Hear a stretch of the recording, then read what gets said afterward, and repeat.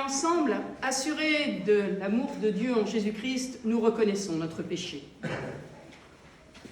Je vous invite à vous asseoir.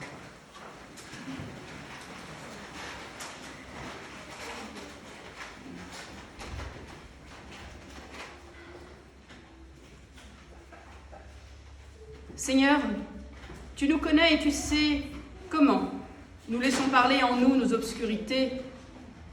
Nous sommes envahis par des peurs de toutes sortes, peur de manquer du nécessaire, et nous nous agrippons à tout ce que nous possédons en le défendant de toutes nos forces lorsque nous nous sentons menacés. Seigneur, donne-nous ta paix. Nous avons peur de ne pas être à la hauteur de ce que tu nous demandes et de ce que nous demandons à nous-mêmes. Nous voulons nous obliger à réussir notre vie, notre épanouissement personnel, notre famille, notre travail. Seigneur, nous t'en prions, apporte-nous la paix. Nous avons peur de manquer d'amour, alors entre nous, nous faisons des comptes d'épicerie. Je te donne si tu me donnes. Et nous croyons ainsi que tout le monde sera heureux, mais on le sait bien, c'est un bonheur au rabais, un bonheur toujours menacé de destruction. Seigneur, donne-nous ta paix. Nous sommes dépendants des autres. Nous avons besoin de leur affection, nous comptons sur les autres pour être heureux et nous attendons tout d'eux. Nous avons peur d'être oubliés, abandonnés. Aussi, Seigneur, donne-nous ta paix. Quand nous sommes blessés, cela nous touche jusqu'au plus profond de notre âme. Et nous n'arrivons pas à comprendre celui qui nous a fait du mal. Nous ne voyons pas que nous avons le même type de violence en nous. Nous nous sentons impuissants et nous ne savons pas comment trouver le chemin du pardon. Aussi, Seigneur, nous t'en prions, donne-nous ta paix. Amen. Amen. Page 24, venez au Sauveur. C'est le numéro 409. Oui. Pour ceux qui n'ont pas.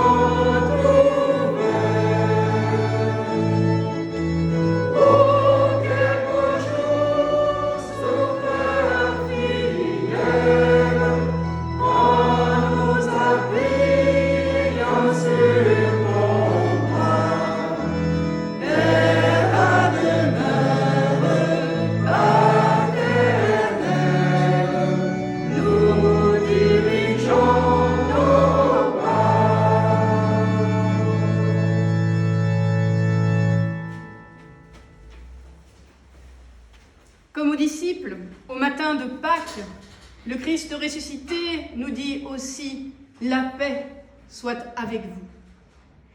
Il vous donne sa paix. Elle est avec vous pour que vous trouviez une liberté intérieure. Il nous dit « Je vous donne ma paix pour que vous puissiez dépasser toutes les violences en vous. Je vous donne ma paix pour que vous puissiez vivre la bonté dans vos relations. Je vous donne ma paix pour que vous puissiez offrir réellement le pardon en vérité. Je vous donne ma paix pour que vous puissiez vous réconcilier avec vous-même et avec les autres. Oui, la paix du Seigneur est accordée à chacun et à chacune d'entre nous. Amen. Amen. Je vous invite à prendre vos recueils de cantiques pour chanter au cantique 627, les 3 strophes de ce cantique. Oh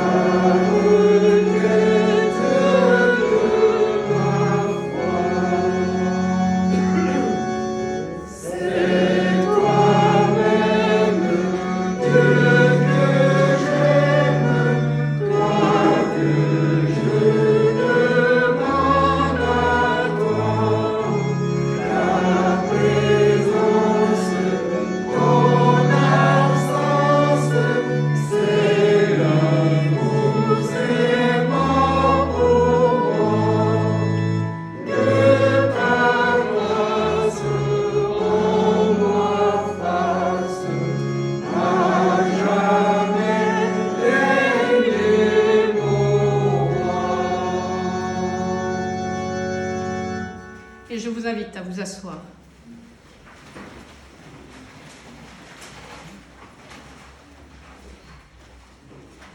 Avant d'entendre deux lectures, la première dans l'évangile de Matthieu au chapitre 27 du verset 50 jusqu'au chapitre 28 verset 10 et dans Jean au chapitre 5 les versets 24 à 29, je vous invite à vous unir dans la prière.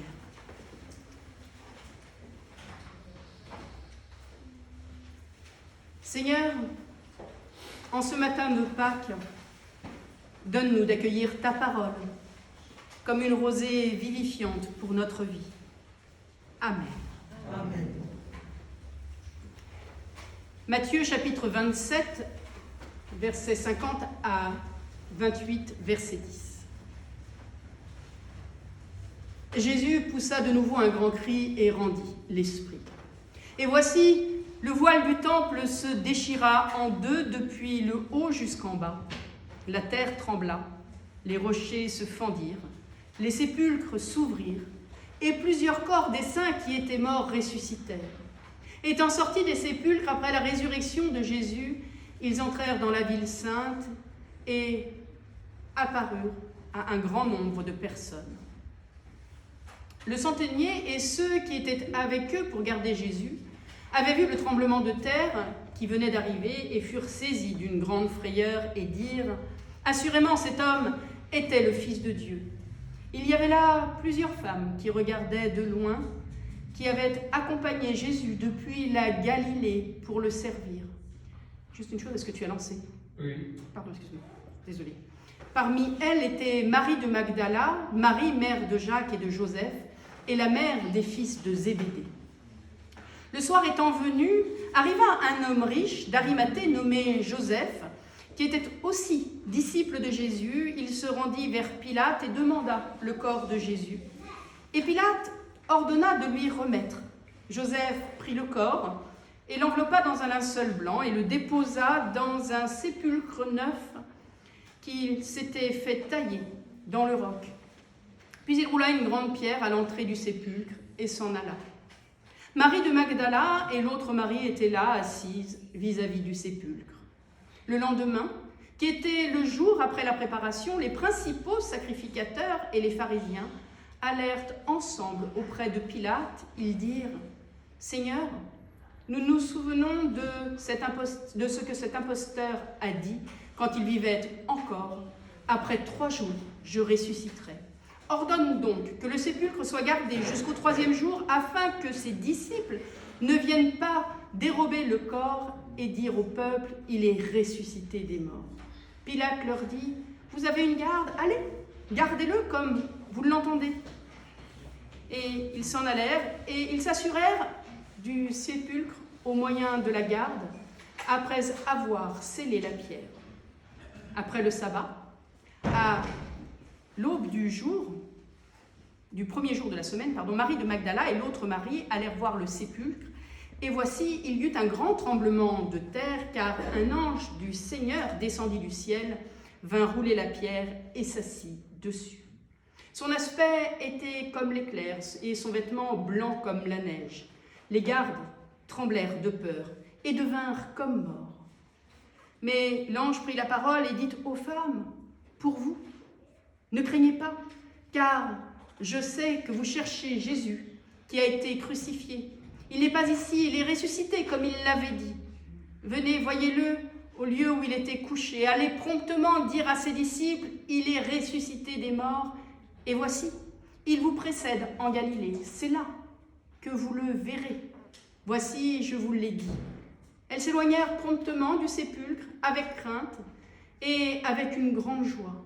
Et elles coururent porter la nouvelle aux disciples. Et voici, Jésus vint à leur rencontre et dit « Je vous salue ». Elles s'approchèrent pour saisir ses pieds et elles l'adorèrent. Alors Jésus leur dit « Ne craignez pas. Allez dire à mes frères de se rendre en Galilée. C'est là qu'ils me verront. »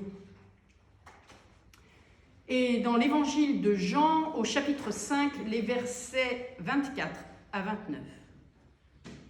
En vérité, je vous le dis, celui qui écoute ma parole et qui croit à celui qui m'a envoyé à la vie éternelle et ne vient point en jugement, mais il est passé de la mort à la vie.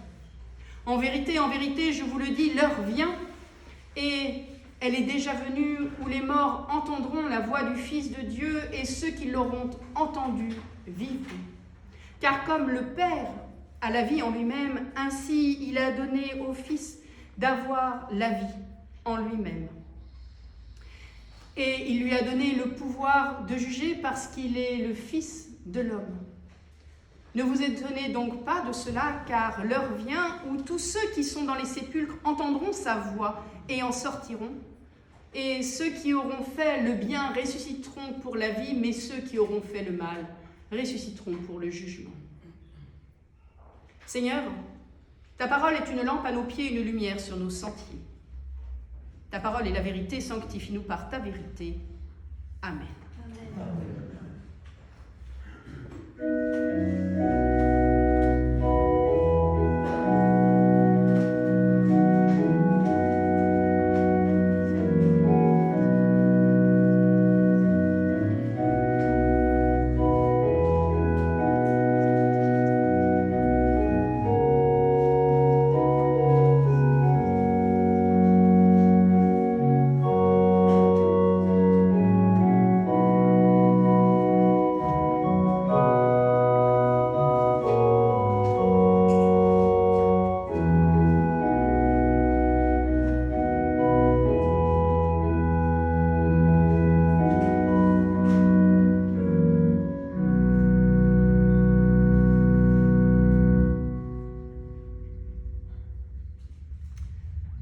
Chers frères et sœurs, l'évangile de Matthieu nous dit que de nombreux morts ressuscitèrent à l'instant même de la mort de Jésus-Christ. Et qu'à sa résurrection, ils entrèrent dans la ville sainte et furent vus par une foule de personnes. Il semble peu probable que ce récit soit à comprendre dans le sens d'une résurrection biologique, d'une réanimation de nombreux cadavres, comme le précise Matthieu. En effet, comment comprendre alors que les autres grands témoins de ce qui s'est passé à la mort de Jésus ne parlent pas d'un événement aussi spectaculaire? Mais en réalité, si. D'autres témoins nous parlent de quelque chose comme ça, de la résurrection de nombreux morts, de leur sortie du tombeau avec le Christ et aussi par lui. Avec ces morts qui ressuscitent, eh bien, c'est de nous-mêmes dont il est question. Dans l'évangile de Jean, Jésus affirme solennellement que celui qui a la foi en Dieu, est d'ores et déjà, passé de la mort à la vie. Et il ajoute que l'heure vient et qu'elle est déjà venue où les morts entendent la parole du Fils de Dieu et que ceux qui auront entendu cette parole vivront. L'apôtre Paul dit la même chose dans plusieurs d'ailleurs de ses épîtres quand il dit que nous sommes enterrés avec le Christ et ressuscités en lui et avec lui. Et c'est pourquoi nous célébrons Pâques année après année et même dimanche après dimanche, puisque chaque culte est une célébration de la Pâque et de la résurrection du Christ. Eh bien nous faisons cela parce que la mort et la résurrection du Christ parlent de nous, de chacun et de chacune d'entre nous, d'une mort et d'une résurrection qu'il nous est toujours avantageux de vivre, qui est même vital, si je puis dire, de vivre quelque chose qui peut et qui doit aussi nous arriver dès maintenant. Et c'est ça qui est important alors que nous sommes encore dans ce monde que Dieu aime. Cette compréhension de la résurrection n'est pas réservée à quelques chrétiens qu'on pourrait qualifier de modernistes.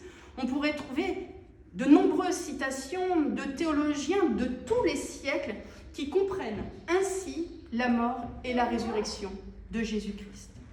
Je ne citerai que Martin Luther, le réformateur, qui explique « Quand tu lis, le Christ est ressuscité ». Et il ajoute aussitôt « Je suis ressuscité et tu es ressuscité avec lui, car il faut que nous soyons rendus participants à sa résurrection. Ne pas apprendre cela, ce n'est rien apprendre du tout. » Fin de citation. Mais Luther n'invente pas non plus ce mode d'emploi des récits de la mort et de la résurrection du Christ, le récit de la mort spectaculaire de Jésus dans l'évangile de Matthieu nous parle de notre mort avec lui et de notre résurrection avec et aussi par lui. Dans ce récit, le premier à ressusciter grâce au Christ, eh bien, c'est le centurion. Et les premiers à entrer dans la ville sainte, ce sont des femmes qui se précipitent vers leurs frères pour qu'ensemble ils aillent à ce sommet dont a parlé le Christ lui-même, ce sommet où il nous précède et aussi où il nous attend. Alors suivons pas à pas ce cheminement dans le témoignage de Matthieu. Suivons ce centurion qui, tout étranger qu'il est, reconnaît les signes et l'action prodigieuse de Dieu autour de lui. Cet homme qui passe de meurtrier du Christ à témoin du Christ. Passons comme lui, de la mort spirituelle à la vie spirituelle, et les barrières tombent, les barrières de la culture, les barrières de la religion, les barrières de l'autorité, les barrières entre ce que l'on qualifie de sacré et de profane, entre le temps futur et le temps présent, entre ce monde et l'autre. Cette barrière que l'on pourrait ériger entre l'homme qui a le pouvoir et l'homme à qui tout a été enlevé. Alors ce centurion regarde et il voit. Il voit les signes qui se manifestent à la mort de Jésus. Signes d'un monde qui se fendille comme pour s'ouvrir à une vie qui germe en lui, une vie qui va pouvoir prendre corps. Le premier signe, c'est l'obscurité sur toute la terre. Par sa mort, il l'illustre magistralement, et il illustre magistralement son message et sa vie. Le Christ nous montre que la véritable lumière, ce n'est pas le rayonnement du soleil, ce n'est pas en cliquant sur les choses belles du monde. Le Christ est la lumière du monde. Et l'Évangile dit également que nous, oui, nous-mêmes, nous sommes lumière du monde. C'est un peu plus tôt, dans l'Évangile de Matthieu, au chapitre 5. Il y a en chacun de nous quelque chose de cette lumière du Christ. Et quand nous tuons la présence de Dieu en nous, quand nous ne laissons pas régner en nous cette foi, cette espérance et cet amour qui nous vient d'en haut, alors c'est l'obscurité qui nous envahit. Quand nous tuons ou simplement fermons les yeux sur cet enfant de Dieu qui, dans telle ou telle personne, par l'indifférence ou par un prétexte quelconque, nous fait détourner le regard, eh bien c'est l'obscurité qui se fait, oui, et cela malgré la volonté de Dieu. Et mourir avec le Christ, c'est comprendre qu'il est inutile de vouloir briller par le matériel, par nos fonctions même, par nos performances ou encore par notre bon état de santé. Tout cela est bon et agréable comme le soleil est bon, mais la vraie valeur, c'est d'être aimé. Toute autre valeur pâlit devant cela. Christ a donné sa vie pour manifester l'amour de Dieu pour chacun et pour chacune d'entre nous, pour nous dire que nous sommes véritablement aimés, au moins par Dieu, et qu'une lumière brille, et que cette lumière est la vie même en nous. Alors le second signe, dans ce texte de Matthieu, c'est ce voile du temple qui se déchira en deux du bas jusqu'en haut. Ce rideau du temple délimitait un lieu qui symbolisait, vous savez, la présence de Dieu parmi nous, un lieu infiniment sacré, selon les prêtres du temple, un lieu où seul le grand prêtre, après des précautions extraordinaires, pouvait entrer une seule fois par an et chuchoter le nom de Dieu. En Jésus-Christ, ce lieu saint, eh bien, c'est notre monde, c'est notre vie tout entière, faite pour être vivifiée par la présence de Dieu. En Jésus-Christ, le grand prêtre est digne d'entrer en présence de Dieu, et ce grand prêtre, c'est nous. Le voile se déchire. Le temple n'est plus qu'un simple lieu commode pour rassembler, pour discuter de théologie comme on voit Jésus le faire, mais ce n'est pas plus que ça maintenant.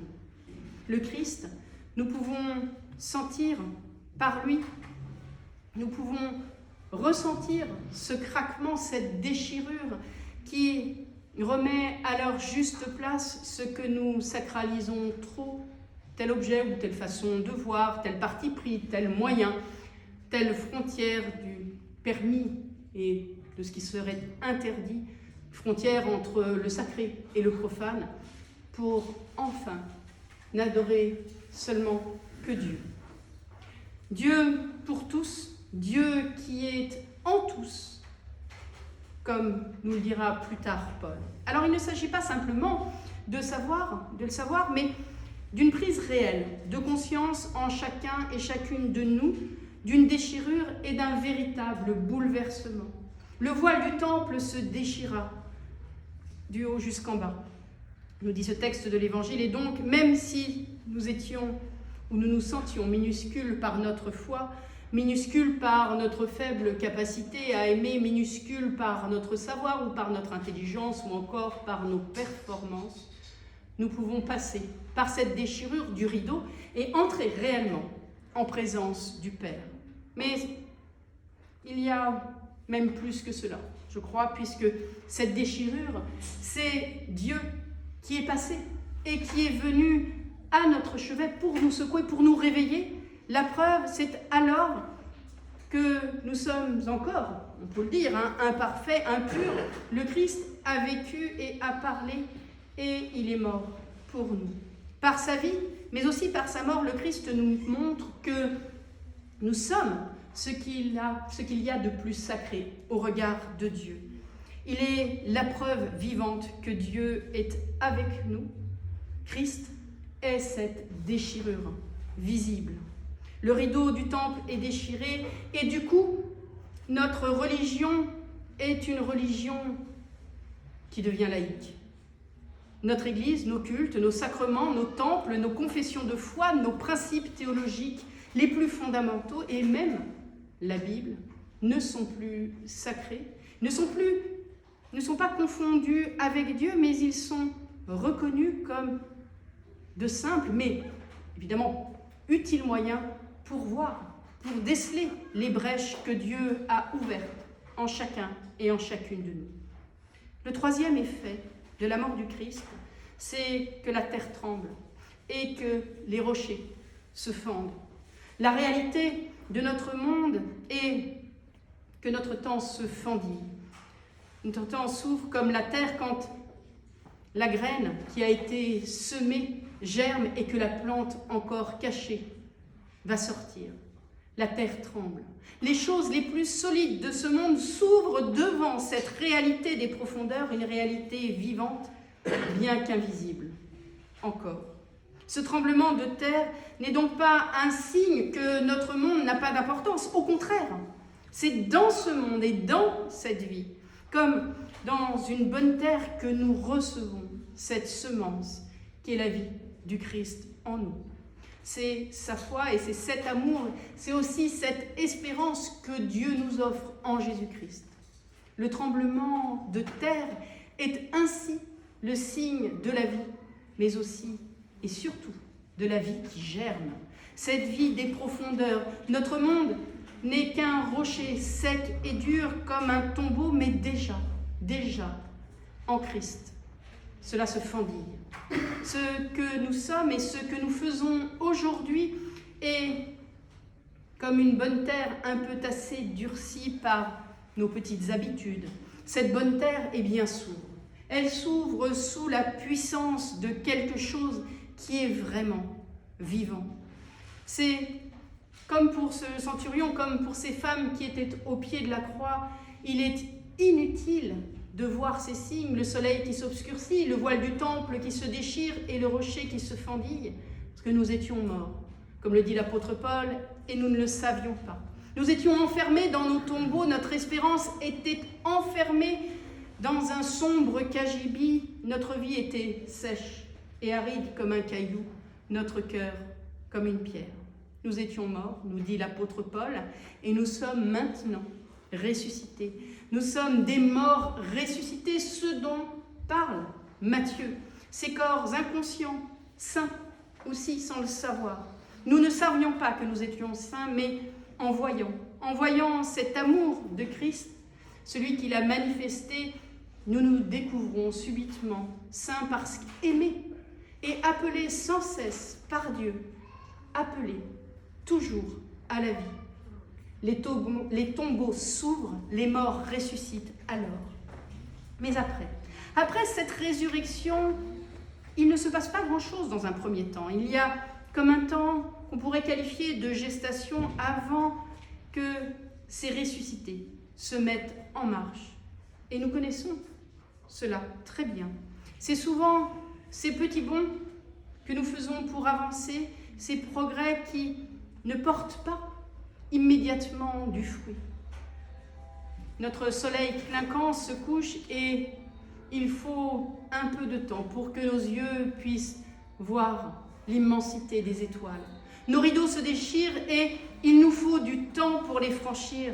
Nos tombeaux se fendillent et nous sommes encore assis dedans à nous demander « Mais bien, que faisons-nous là ?» Après le réveil des morts, après cette prise de conscience du centurion, à la suite même de ce cheminement, il reprend et il repart là où il était resté, avec un tremblement de terre, un tombeau qui s'ouvre. Celui, pas n'importe lequel, c'est celui de Jésus.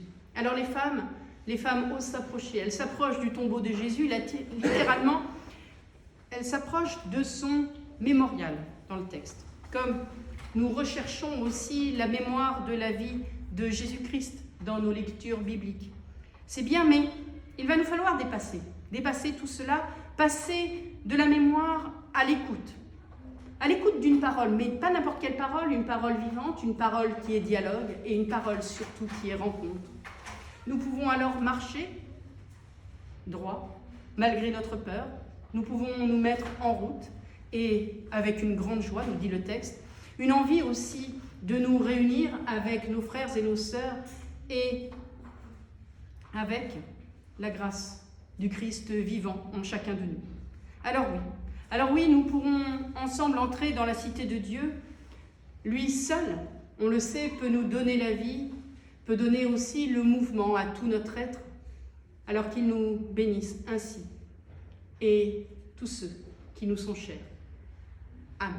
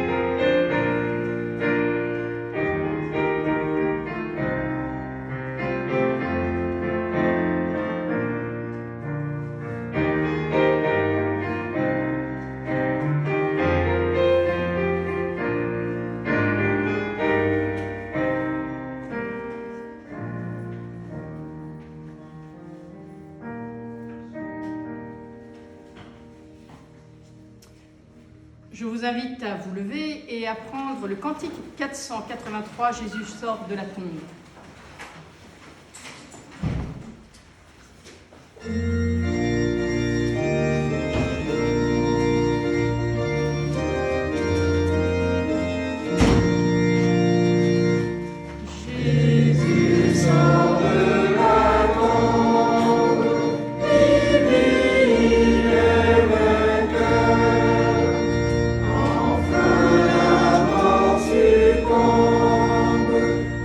Devant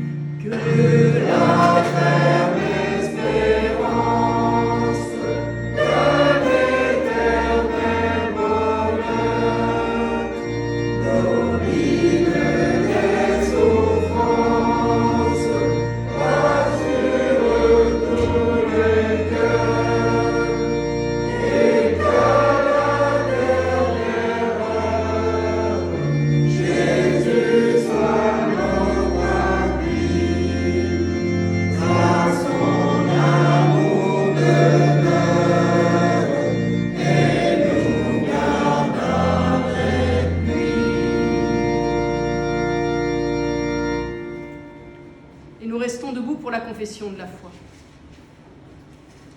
Nous ne sommes pas seuls, nous vivons dans le monde qui appartient à Dieu. Nous croyons qu'il a fait le monde pour le bonheur et pour la vie. Malgré les limites de notre raison et les révoltes de notre cœur, nous croyons en Dieu. Nous croyons qu'il œuvre en nous par son esprit pour nous apporter la réconciliation et le renouveau. Et nous avons confiance en lui. Il nous appelle à être son Église pour célébrer sa présence, pour aimer et pour servir autrui, pour rechercher la justice et résister au mal. Nous proclamons son royaume, dans la vie, dans la mort, dans la vie après la mort, il est avec nous. Nous ne sommes pas seuls. Nous croyons en Dieu. Amen. Amen. Page 25, vous bondirez de joie. Numéro 168. C'est bon. Oui. C'est bon. Pardon. Comme tu veux. Bah, après ça. Hein? Je vais remettre tout à l'heure.